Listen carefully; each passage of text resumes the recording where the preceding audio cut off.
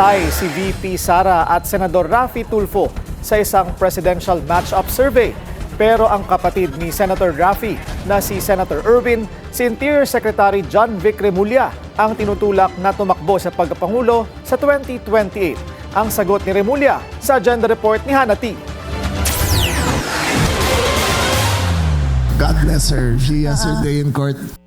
Aabangan ni DILG Secretary John Vic Remulla ang kapalaran ng impeachment case ni VP Sara. Bagamat wala raw siyang opinyon sa kung ano ang kinahaharap ngayon ng bise, tignan na lang daw kung ano ang kahihinatnan nito. Kumpirmado ang pagtakbo ng bise sa pagkapangulo sa 2028 at bagamat tay ang bise at si Senator Raffy Tulfo sa isang Pulse Asia survey, inilutang naman ang kapatid niyang si Senator Erwin ang pangalan ni SALG Remulla bilang potential presidential. Pero hindi mo na raw ito kinokonsidera ni Remulla sa ngayon. Let me concentrate on my work. Alam mo, I really believe, you do good things, you work hard, good things will follow. Diba? So let me work and let me do my best and then good things will follow, I think. Nasa 80% daw ang ibinaba ng crime rate sa Pilipinas mula pa 2014 at we are safer than we've ever been.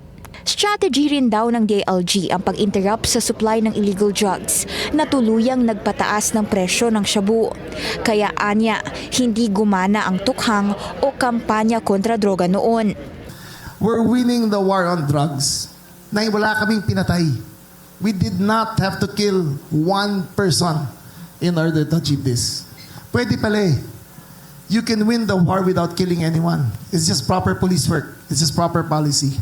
Sa gitna ng abala at nakakapagod daw na trabaho sa DILG, ani Remulla, all roads lead back to Cavite kung saan dati siyang gobernador and he misses home. Para sa agenda, Hannah T. Billionario News Channel.